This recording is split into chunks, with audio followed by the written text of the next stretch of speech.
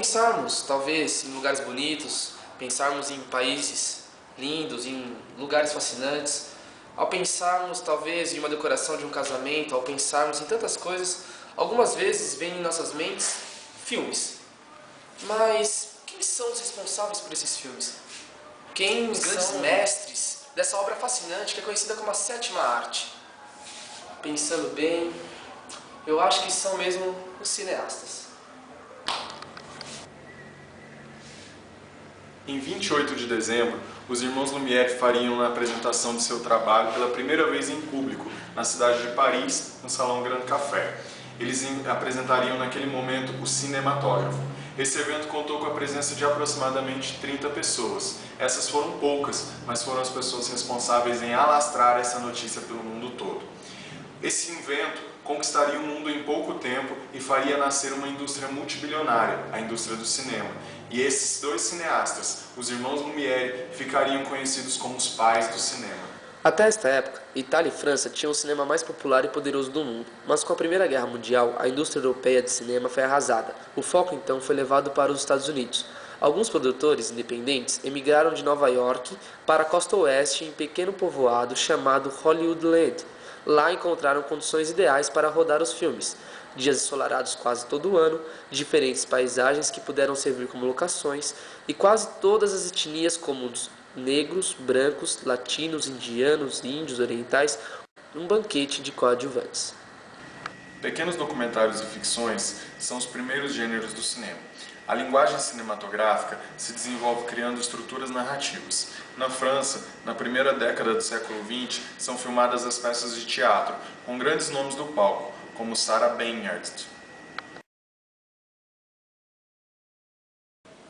Nessa época surgiram os maiores estúdios de cinema, Fox, a Paramount e a Universal. Elas eram controladas por judeus, que viam neste um grande negócio.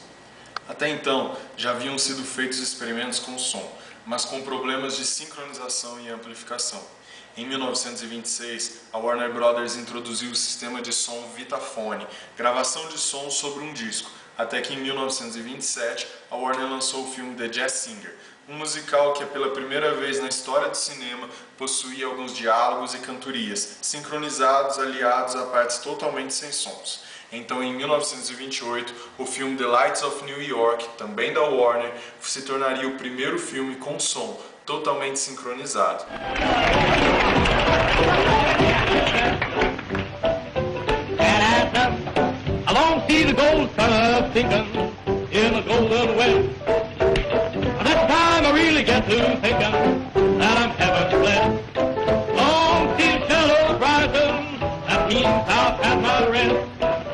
And when I wake up in the early dawning, that's the time I love the bell. All morning glory, tell them story right dawning. And every day, weeks up lazy at dawning. Now when the evening shadows creeping, that's the time you feel like sleeping. Mr. Rooster wakes you up at dawning. His love is sweeter, like some leader at dawn.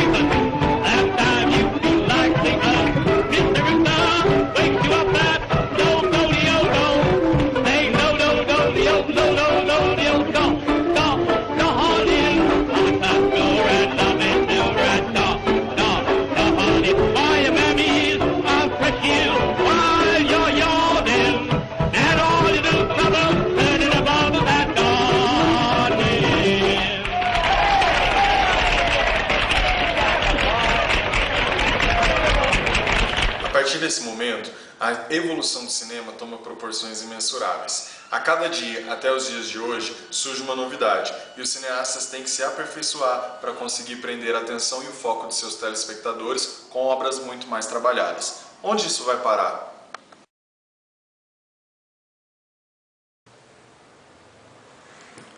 Onde isso vai parar eu não sei, mas os cineastas têm cosmovisões e eles transmitem elas todos os dias através de seus filmes. Agora, será que nós somos influenciados por elas? Louis Lumière, irmão de Auguste Lumière, um dos pais do cinema, admitiu ser fã de Mussolini e até entregou um presente para ele. Agora, tinha como visão de mundo o fascismo. Por que será, então, que ele nunca ajudou um pobre, sendo que a visão de mundo dele era que talvez não existissem pobres? Com um futuro distante, a humanidade poderia ser perfeita. Então por que ele nunca fez nada por isso? Ficava em suas riquezas, na sua mansão, onde morava com seu irmão. Por que será que nunca saiu da sua comodidade? Um outro caso de um grande roteirista é Christopher Nolan. Ele é diretor e escritor de seus filmes, filmes de grande sucesso como Inception, Insomnia e os novos filmes da franquia Batman. As cosmovisões dos roteiristas e diretores estão muito claras nos cinemas se nós prestarmos muita atenção. O problema é que na maioria das vezes nós não olhamos, mas a visão de mundo que esses roteiristas e diretores têm está muito clara, principalmente se ambos forem a mesma pessoa nos mesmos filmes, como é o caso de Nolan no filme Inception, onde ele mostra que a redenção é a pessoa estar livre de culpa. John Travolta, Christy Alley, Lisa Mary Presley, Tom Cruise. O que esses astros de Hollywood têm em comum? Todos esses astros fazem parte de uma mesma religião, a Cientologia, uma igreja que prega a força de pensamento, a reencarnação e um futuro onde os seus fiéis dominarão a Terra.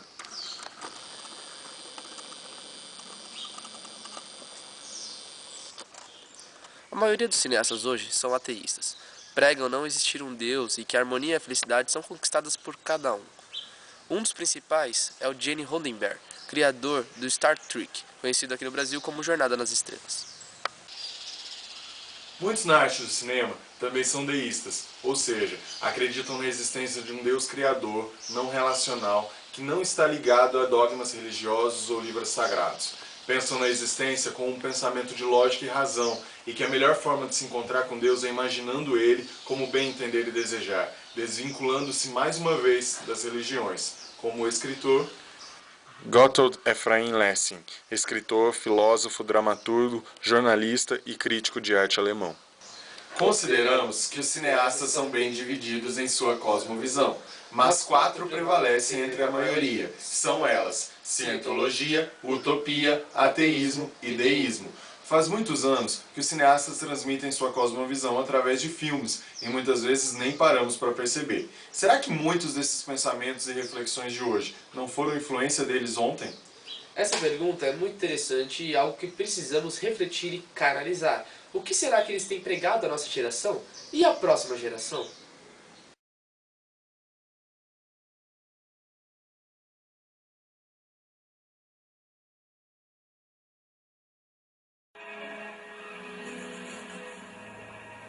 Equilíbrio, harmonia, paz espiritual. Isso tudo que o cineasta David Lynch tanto prega não se vê em nenhum de seus filmes.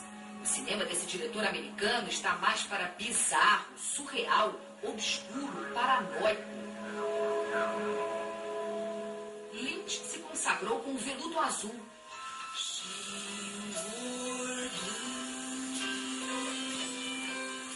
Fez polêmica com filmes como Cidade dos Sonhos e Império dos Sonhos. Mas agora resolveu escrever sobre meditação transcendental. Antes de começar a meditar, eu tinha muita ansiedade, estresse, tensão, raiva e depressão. Eu comecei a meditar e a negatividade foi embora. Quando fala sobre meditação, Lynch parece um pastor pregando para seu rebanho. Pergunto como a meditação o ajuda a desenvolver ideias. Você mergulha no oceano de pura criatividade. Quando você medita, a consciência se expande. Você consegue captar ideias no nível mais profundo. David Lynch já foi chamado por um jornalista americano de Norman Rockwell psicopata. O pintor ficou famoso por seus quadros dos Estados Unidos do pós-guerra. Com cores fortes, Rockwell retratou o American Way of Life, o jeito de ser americano, inocente e opulento. Lynch é também um obcecado pelo sonho americano. Mas o cineasta sabe que por trás das aparências de uma sociedade perfeita, há muitas vezes um pesadelo escondido.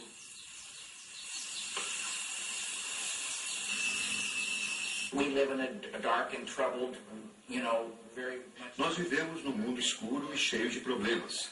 Há muita negatividade e as histórias refletem isso. Mas o artista não precisa sofrer para mostrar o sofrimento.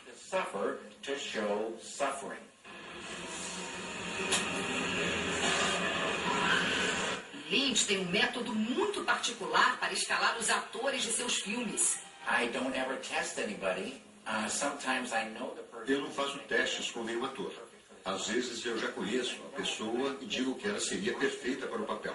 Outras vezes eu só converso com um candidato e sei dizer se é a pessoa certa. A atriz Laura Dern é uma de suas favoritas. E Lynch fez uma campanha tão grande para que ela ganhasse o Oscar por Império dos Sonhos, que chegou a ir para uma esquina de Los Angeles com uma vaca só para chamar a atenção para a sua atriz. Não deu certo. Naomi Watts virou estrela nas mãos de David Lynch.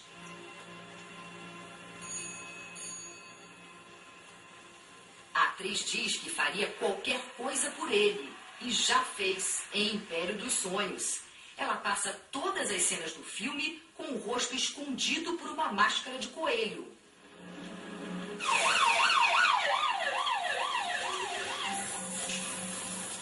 O diretor se surpreendeu quando o mundo inteiro se interessou pelo universo criado na série de TV Twin Peaks.